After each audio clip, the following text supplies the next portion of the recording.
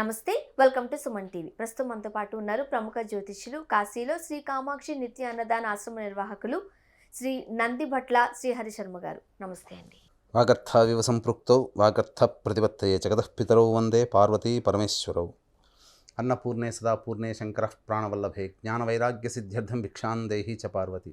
మాతా చ పార్వతీదేవి పితాదేవో మహేశ్వరः బాంధవా శివభక్తాశ్చ స్వదేశో భువనత్రయం. సదాశివసమారంభాం శంకరాచార్యమధ్యమాం అస్మదాచార్యపర్యంతం వందే గురుపరంపరాం. ఆదిత్యాయ చ సోమాయ మంగళాయ బుధాయ చ గురుశుక్రశనిభ్యశ్చ రాహవే కేతవే నమః. శృంగేరి జగద్గురు పీఠాధిపతులు శ్రీ శ్రీ శ్రీ భారతీ తీర్థ మహాస్వాముల వారికి, శ్రీ శ్రీ శ్రీ విధుశేఖర భారతీ తీర్థ మహాస్వాముల వారికి, కంచి కామకోటి పీఠాధిపతులు శ్రీ శ్రీ శ్రీ విజయేంద్ర సరస్వతి మహాస్వాముల వారికి ప్రణామములు తెలియజేసుకుంటూ కార్యక్రమాన్ని ప్రారంభిద్దాం. ముకుందా జ్యువెలర్స్ తెలంగాణలో మొట్టమొదటి ఫ్యాక్టరీ అవుట్లెట్ మన కొత్తపేటలో ఫిబ్రవరి 14న గొప్ప శుభారంభం. గురువు గారు, మీరు ఇంతకు ముందు చెప్పినట్టుగా రథసప్తమి రోజున అందరి ఆరోగ్యం బాగుండడానికి, లేకపోతే కోరిన కోరికలు నెరవేరడానికి చేస్తూ ఉండేవారు అని. మరి అలా జరగాలి అని అంటే ఎటువంటి నియమాలు, ఎటువంటి దానాలు ఆ రోజున ఖచ్చితంగా చేయాల్సిందే అంటారు? ఈసారి మనకు రథసప్తమి తిథి అనేటువంటిది 16వ తారీఖు రోజున ఉదయం 8:57 వరకు ఉంది. భరణీ నక్షత్రము 8:48 వరకు ఉంది. తదనంతరం వచ్చేటువంటిది కృత్తికా నక్షత్రము. కాబట్టి రవి ఈ ఉన్నటువంటి అనేక నక్షత్రాలలో రవి అధిపతిగా ఉన్నటువంటి నక్షత్రాలు కృత్తిక, ఉత్తర ఫల్గుని, ఉత్తరాషాఢ.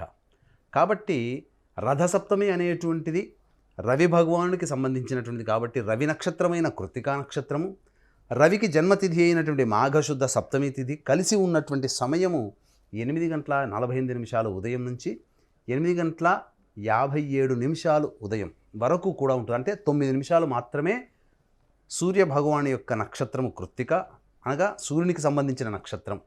అలాగే సూర్య భగవాను యొక్క జన్మతిథి కలిసి ఉన్నటువంటి అమూల్యమైనటువంటి సమయం. ఈ సమయంలో ప్రధానముగా చేయాల్సినటువంటిది దానములు. సూర్య ప్రతిమ దానము చేయాలి. అది వెండిదైనా బంగారుదైనా చేస్తే చాలా విశేషము. సూర్యుడు ఏకచక్ర రథ సహితుడై ఈ ఉన్నటువంటి ప్రతిమని దానము ఆ సమయంలో కనుక దానం చేసినట్లయితే తప్పకుండా సూర్యుని యొక్క అనుగ్రహం వలన ఎన్నాళ్ల నుంచో వేధిస్తున్నటువంటి అనారోగ్య సమస్యకి పరిష్కార మార్గం లభించి తీరుతుంది. భవిష్యత్తులో వచ్చేటువంటి పెద్దదైనటువంటి అనారోగ్యము మీకు అన్నిటికంటే ముందుగానే మీకు కనిపించి పెద్దదైనటువంటి అనారోగ్యం బారిన పడకుండా కొద్ది మొత్తముతో మీరు బయటపడతారని చెప్పడంలో సందేహం లేదు.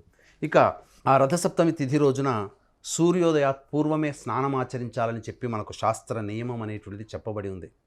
కాబట్టి నది, సముద్రము, చెరువు, సరస్సు, తటాకము ఇవి దగ్గరగా ఉన్నటువంటి ప్రాంత ప్రజలు సూర్యోదయానికంటే ముందే, అనగా బ్రహ్మముహూర్తంలో కాలకృత్యాదులు తీర్చుకొని స్నానం ఆచరించడం చాలా శ్రేయస్కరం. అది ఒక విధానంగా 2 విధాలైనటువంటి స్నానములు చెప్పబడి ఉన్నాయి. ఇప్పుడు చెప్పబడేటువంటి 2 విధానాల్లో ఏది మనం చేసినా ఆ సూర్యుని యొక్క అనుగ్రహాన్ని మనం పొందుతాము. కాబట్టి మొట్టమొదటిది తల మీద 2 జిల్లేడు ఆకులు, దాని మీద మట్టి ప్రమిద లేదా ఇనుప ప్రమిదలో పెట్టినటువంటి నువ్వుల నూనెతో చేసినటువంటి దీపారాధన, అనగా జ్యోతిని వెలిగించి కంఠములోతు నీళ్ల వరకు మీరు ప్రవేశము చేసి, అప్పుడు ఆ యొక్క పూర్తిగా మనం మునిగినప్పుడు మన మీద ఉన్నటువంటి దీపం ఏదైతే ఉంటుందో అది నీటి మీద తేలుతూ ముందుకు వెళ్ళిపోతుంది. ఆ సందర్భంలో కంఠం లోతు వరకు నీళ్లు ఉండగా సంకల్పం చేసుకోండి. ఈ మాఘశుద్ధ సప్తమి తిథి రోజున జన్మజన్మల నుంచి, అనగా 7 జన్మల నుంచి సంప్రాప్తమైనటువంటి సంచిత పురాకృత ప్రారంధమైనటువంటి పాప రాశి ఏదైతే ఉందో అదంతా కూడా ఈ మాఘ సప్తమి తిథి రోజున, అనగా రథసప్తమి తిథి రోజున నేను స్నానం ఆచరిస్తున్నాను సూర్య ప్రీతికై. కాబట్టి సూర్య భగవానుడా, నాకు జన్మజన్మల నుంచి వస్తున్నటువంటి పాపములన్నీ కూడాను నాకు హరింపచేయి అనే సంకల్పాన్ని మనస్సులో చెప్పుకొని ఆ యొక్క జ్యోతిని మీరు ఇంతవరకు కంఠంలోతో నీళ్ళలో ఉంటారు కదా, అలాగే మీరు మునిగిపోయారనుకోండి కొద్దిగా, అప్పుడు మీ నెత్తి మీద ఉన్నటువంటి దీపము నీటిలోకి వెళ్ళిపోతుంది, అనగా నీటిలో ప్రవాహంలో వెళ్ళిపోతుంది, మునిగిపోదు. ఇక 2వ రకమైనటువంటి స్నానం అన్నప్పుడు ఇది చేసిన తర్వాత మీరు మళ్ళీ ఇప్పుడు చెప్పబోయేటువంటి స్నానం కూడా చేయొచ్చు. లేదా ఇది మాకు సిటీలో ఉంటాం, మాకు నదులు, సముద్రాలు, చెరువులు ఉండవు కదా అన్నప్పుడు ఇప్పుడు చెప్పబోయేటువంటి స్నానము కూడా ఆచరించండి. ఎందుకంటే మాఘశుద్ధ సప్తమి లేదా రథ సప్తమి తిథి రోజున ఆచారంతో కూడుకున్నటువంటి స్నానమును మాత్రమే చేయడం ద్వారా విశేషమైనటువంటి పుణ్య ఫలితం దక్కుతుందని మనకు స్కాంద పురాణాంతర్గతము ధర్మసింధువు, నిర్ణయ సింధువు, పరాశర స్మృతి ఇత్యాది ధర్మ గ్రంథాల ద్వారా మనకు తెలియజేయబడుతుంది. కాబట్టి రెండవ రకమైనటువంటి స్నానము ఏ విధంగా ఆచరించాలి అన్నప్పుడు ముందు రోజుల్లోనే మీరు అనగా 15వ తారీఖు రోజునే అనగా సప్తమి తిథి ముందు రోజునే మీరు జిల్లేడు ఆకులు 7, రేగు ఆకులు 7, అలాగే రేగు పండ్లు, అలాగే చిక్కుడు కాయలు, చిక్కుడు ఆకులు మీరు సంపాదించి పెట్టుకోండి. రెండో విధానమైన స్నానము బ్రహ్మ ముహూర్తంలో స్నానం ఆచరింప చేయడానికి మీరు బాత్రూంలోకి వెళ్తారు కదా, అందరూ బకెట్లో నీళ్లు పెట్టుకొని స్నానం చేస్తారు. ఆ మాఘశుద్ధ సప్తమి తిథి రోజున చలిగా ఉంది అని చెప్పేసి అని వేడి నీళ్ళు మాత్రం చేయకూడదు. వేడి నీటితో స్నానము మాఘశుద్ధ సప్తమి తిథి రోజున అసలు మాఘమాసంలోనే నిషిద్ధము. కాబట్టి చన్నీటి స్నానము ఆచరించాలి. ఆ చన్నీటిలో మన ఇంట్లో ప్రతి ఇంట్లో కూడా గంగా జలం ఉంటుంది, నర్మదా నది జలం ఉంటుంది, లేదా గోదావరి జలము లేదా కృష్ణా జలం ఉంటుంది. అందులో ఒక గ్లాసుడు నీళ్లు ఆ బకెట్లో వేసుకొని మీరు చెరుకు గడ సంపాదించుకొని పెట్టుకోవాలి ముందు రోజున. ఆ చెరుకు గడ సంపాదించుకొని ఆ చెరుకు గడతో కలియబెట్టాలి. అనగా ఆ చెరుకు గడతో ఇలా క్లాక్ వైజ్ డైరెక్షన్లో 7 సార్లు మీరు కలియబెట్టాలి. కలియబెట్టుతూ ఏమని మీరు ఉచ్చరించాలి అంటే గంగే చ యమునే కృష్ణ గోదావరి సరస్వతి నర్మదే సింధు కావేరి జలేస్మిన్ సన్నిధింకురు. కాబట్టి గంగా, కృష్ణ, సరస్వతి, నర్మదా, కృష్ణ, కావేరి, గోదావరి ఇలా సప్త నదుల యొక్క శక్తి అంతా కూడా ఈ నీటిలో ఉండాలని చెప్పుకొని సంకల్పం చెప్పుకొని 7 సార్లు చెరుకు గడ ఇంతనే తెచ్చుకోవచ్చు, దాన్ని కలియబెట్టాలి క్లాక్ వైజ్ డైరెక్షన్లో. చేసిన తర్వాత ఆ సప్త నదుల యొక్క శక్తి అంతా ఆ బకెట్లో ఉన్నటువంటి నీటిలో ప్రవేశించిన భావనతో నిండైన మనస్సుతో ప్రశాంతముగా స్నానమాచరించండి. ఏ విధంగా స్నానమాచరించాలి అని అన్నప్పుడు తల మీద 3 జిల్లేడు ఆకులు, వాటి మీద 3 రేగు ఆకులు పెట్టుకొని దాని మీద రేగు పండు, ఇటువైపు 2 రేగు ఆకులు, 2 జిల్లేడు ఆకులు, వాటిపైన 2 రేగు ఆకులు, ఇటువైపున జిల్లేడు ఆకులు, రేగు ఆకులు, వాటిపైన రేగు పండ్లు పెట్టుకొని స్నానం ఆచరించాలి. స్నానం ఆచరించేటప్పుడు ఇంతకుముందు చెప్పినట్టుగానే జన్మజన్మల నుంచి పురాకృత ప్రారబ్ధ సంచిత పాపదోషమంతా కూడాను దహనమైపోవాలి, నాకు చక్కటి ఆరోగ్యము ప్రసాదింపబడాలి, ఓ సూర్యదేవా నీ అనుగ్రహం వల్ల నాకు ఎన్ని జన్మల నుంచో వస్తున్నటువంటి పాపమంతా కూడాను దగ్ధమైపోవాలి అనే భావన మనసులో చేసుకొని ఆనందంతో స్నానం ఆచరించండి. శిరస్నానం చేయాలి. స్నానం ఆచరించిన తర్వాత ఇంటికి రాగానే సూర్యోదయం అవుతుంది కదా, ఆ సూర్యోదయం అవుతున్నటువంటి సందర్భంలో ఆ సూర్యునికి ఎదురుగా ఉండి సూర్యుడి యొక్క 12 నామాలు గూగుల్లో దొరుకుతాయి. 12 నామాలు తీసుకొని ఒక్కొక్క నామం చెబుతూ అర్ఘ్యం సమర్పయామి, సూర్యాయ నమః అర్ఘ్యం సమర్పయామి, మిత్రాయ నమః అర్ఘ్యం సమర్పయామి, ఇలా 12 నామాలు ఉంటాయి. భాస్కరాయ నమః అర్ఘ్యం సమర్పయామి, మార్తాండాయ నమః అర్ఘ్యం సమర్పయామి, ఇలా 12 నామాలు సూర్య భగవానునికి ఉంటాయి. ఆ 12 నామాలతో అర్ఘ్యం ఇచ్చిన తర్వాత ఇంట్లోకి వచ్చి ఆవునేతితో దీపారాధన చేసి సూర్య అష్టకం 6 సార్లు పారాయణం చేయండి. ఆదిత్య హృదయం 3 సార్లు పారాయణం చేయండి. ఇవి చాలు. మీకు ఇంకా భక్తి ఉంది, సమయం ఉంది అని అనుకుంటే మీరు విష్ణు సహస్రనామ పారాయణాన్ని చేయండి. ఈ విధంగా చేసినట్లయితే మీకు ఉద్యోగంలో కానీ, ఆరోగ్యంలో కానీ, సంపదలో కానీ మీరు ఈ మూడిట్లో లేదా చక్కటి సంతానం, ఎందుకనంటే కుంతీదేవి సూర్య భగవాన్ని ఉద్దేశించి అమోఘమైన తపస్సు చేసినది కాబట్టే ఆ సూర్యవరప్రసాదితమైనటువంటి కర్ణుడు జన్మించాడు. మహాతేజోవంతుడు, చూడగానే స్ఫురద్రూపి, ఎదుటి వాళ్లతో తన సమ్మోహనంతో ఆకర్షింపబడేటువంటి వ్యక్తి ఆ కర్ణ భగవానుడు. కాబట్టి మంచి సంతానం కలగాలి, తేజస్సుతో కూడుకున్న సంతానం కలగాలనే సంకల్పంతో ఈ రథసప్తమి రోజున మీరు ఆచరించండి. తప్పకుండా అన్నిటికంటే ముఖ్యంగా ఆరోగ్యం కోసం మీరు చేయండి. ప్రతి వ్యక్తి చేయాలి. మీకు, నాకు, చిన్నపిల్లలకి, పెద్దవాళ్ళకి అందరికీ ఆరోగ్యం ఉండాలి. ఇంట్లోంచి బయటికి వెళ్ళిన మనిషి క్షేమంగా మళ్ళీ తిరిగి ఇంటికి చేరుకోవాలి. కాబట్టి ఆరోగ్యం కోసం, గండదోషాల కోసం, అపమృత్యు దోషము తొలగిపోవడానికి రథసప్తమి రోజున వీక్షిస్తున్నటువంటి సుమన్ టీవీ ప్రేక్షకులు ఎల్లరూ కూడా ఈ యొక్క స్నాన విధానాన్ని ఆచరించి తీరవలసినదే, అందులో సందేహము లేదు. ఈ స్నానం ఆచరించండి. ఆచరించిన తరువాత చెప్పిన విధంగా పారాయణం చేయండి. చేసిన తర్వాత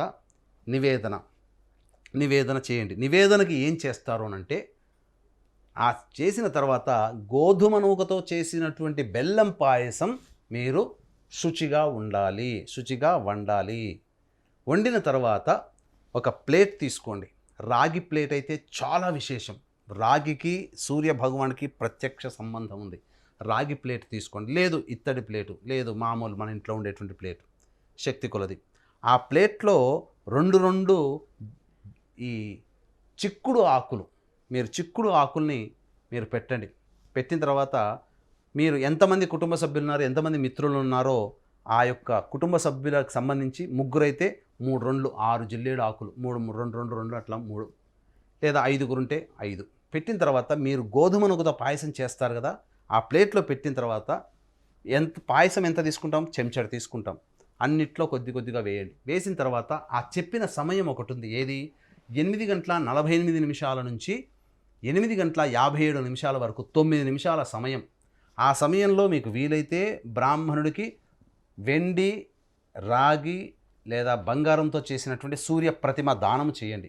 లేదు ఆ సమయంలో మనకు ఇంకా సమయం దొరకలేదు బ్రాహ్మణులు ఉన్నప్పుడు, ఆ సమయంలో ఆ 9 నిమిషాలు 8:48 నుంచి 8:57 అద్భుతమైనటువంటి పుణ్య మహోదయ కాలము.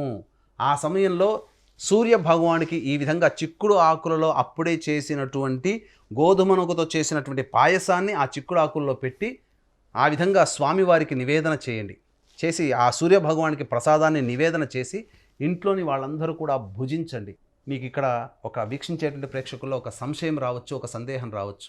ఏంటంటే ఈ చిక్కుడు ఆకుల్లోనే అప్పుడు ఎందుకు పెట్టాలంటే, రథసప్తమి తిథికి చిక్కుడు ఆకులకి ఆ రోజున ఆ చిక్కుడు ఆకుల్లో పెట్టేటువంటి గోధుమ నూకతో చేసినటువంటి పాయసానికి సంబంధము ఉన్నది. ఆక్సిడైజేషన్, ఆక్సిలీకరణ, మనకు అర్థం కావాలంటే కెమికల్ రియాక్షన్ ఇలా జరుగుతుంది. ఆ చిక్కుడు ఆకులు గోధుమ నూకతో పాయసము ఆ రథసప్తమి రోజున సూర్య భగవానికి నివేదించినప్పుడు ఆ సమయంలో వచ్చేటువంటి కిరణాలు, చిక్కుడు ఆకుల్లో ఉండేటువంటి ఆమ్లతత్వం, గోధుమ నూకతో ఉండేటువంటి బెల్లంతో చేసినటువంటి దాంట్లో ఉండేటువంటి ఖనిజములు, ఇవన్నీ కలిసి అమృతమైనటువంటి ఒక పదార్థముగా తయారవుతుంది. దాన్ని భుజించడం వల్ల శరీరానికి కావలసినటువంటి పోషకాలు ఆ రోజున సూర్య దేవుని యొక్క అనుగ్రహంతో మన శరీరంలో ప్రవేశించి మనకు అనారోగ్యం తొలగిపోయి స్వస్థత చేకూరుతుంది. భవిష్యత్తులో వచ్చేటువంటి ఆ సంబంధించినటువంటి దోషములు, ఆరోగ్య దోషములు కూడా తొలగిపోతాయి. అన్నిటికంటే మించి 7 జన్మల నుంచి మనం మూట కట్టుకొని మోసుకొని వచ్చినటువంటి పాపము కూడా ఈ స్నానము, దానము, ఈ యొక్క గోధుమ నూకతో చేసిన పాయసం ఆ సమయంలో భుజించడం వల్ల తొలగిపోతుంది అని చెప్పడంలో ఏమాత్రం సందేహం లేదని చెప్పవచ్చు. అలాగే వీక్షించేటువంటి ప్రేక్షకులు మహాశివరాత్రి సందర్భంగా కాశీక్షేత్రంలో నిరంతరము కూడా ఈ యొక్క అన్నదానం జరుగుతుంది. శ్రీ కామాక్షి నిత్యాన్నదాన ఆశ్రమం ద్వారా మీ పెళ్లి రోజున కానీ, మీ పుట్టినరోజున కానీ, మీ యొక్క స్నేహితులతో, బంధువులతో మీ ఆనందాన్ని పంచుకోవడంతో పాటు కాశీలో ఉన్నటువంటి శివబంధువులతో కూడా మీ ఆనందాన్ని పంచుకోదలిస్తే అన్నదానం కోసం కార్యక్రమం తదనంతరం కాంటాక్ట్ చేయవచ్చు. అలాగే సంబంధించినటువంటి మార్చి 8, 9 తేదీలో మహాశివరాత్రి సందర్భంగా కాశీక్షేత్రంలో శతరుద్రీయ పారాయణం, ఈశ్వరానుగ్రహం కోసం మహాశివరాత్రి సందర్భంగా శతరుద్రీయ పారాయణం, విద్య, వివాహం, ఉద్యోగం, దాంపత్యం, సంతానం, అనారోగ్యం వంటి అన్ని రకాల సమస్యల నివారణకి 21 హోమాలు మహాశివరాత్రి సందర్భంగా కాశీక్షేత్రంలో జరపబడుతున్నాయి. కాబట్టి గోత్రనామాల నమోదుకు కార్యక్రమం తదనంతరం కాంటాక్ట్ చేసి పూర్తి వివరాలు తెలుసుకోవచ్చు. గురువుగారు, రథసప్తమి విశేషాలు, ఆ రోజు ఖచ్చితంగా పాటించాల్సిన నియమాల గురించి వివరంగా తెలియజేశారు. ధన్యవాదాలు. సర్వం శ్రీ ఉమామహేశ్వర పరబ్రహ్మార్పణమస్తు.